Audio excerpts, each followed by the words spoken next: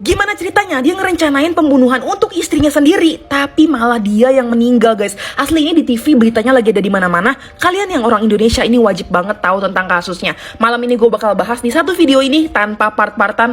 Ayo kita mulai. Oke, awalnya itu ada video CCTV yang sempat seliweran di TikTok, di mana ini adalah ibu-ibu yang lagi bawa anaknya naik motor kayak habis jemput pulang sekolah gitu lah modelannya. Dan akhirnya ada motor yang tiba-tiba lewat dari belakang, zeng, ini mereka berdua nih ya. Dan ada salah satu yang nembakin senjata ke perutnya si ibu ini. Mereka itu sebenarnya berempat, guys. Cuman ini kayak dua orang lagi itu ngemantau situasi, ada yang lewat nggak gitu pas mereka eksekusi. Duanya lagi itu adalah dua orang yang akhirnya mau melancarkan eksekusinya nih di sini nih. Tuh kayak udah lagi telepon-teleponan sama seseorang.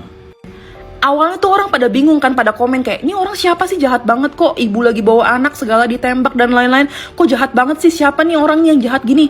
Ternyata terkuak kalau misalkan ini adalah orang suruhan dari suaminya sendiri.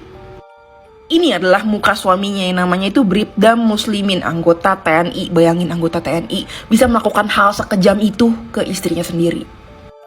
Nah alasannya kenapa sih gitu, kayak punya istri cantik dan lain-lain, kenapa gitu, kenapa mau ditembak? Ternyata alasannya adalah dia punya pacar lagi, dan pacarnya itu udah menjalin hubungan sama dia selama 7 bulan. Dia mau hidup sama pacar barunya tanpa diganggu sama istrinya tentunya.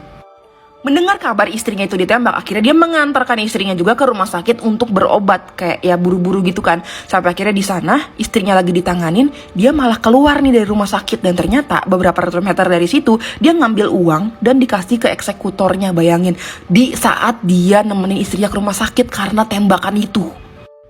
Dibayarlah uang sekitar 120 juta yang diduga bahkan ada kabar baru nih. Itu adalah uang dari orang tuanya istri sahnya. Bayangin, duit mertuanya.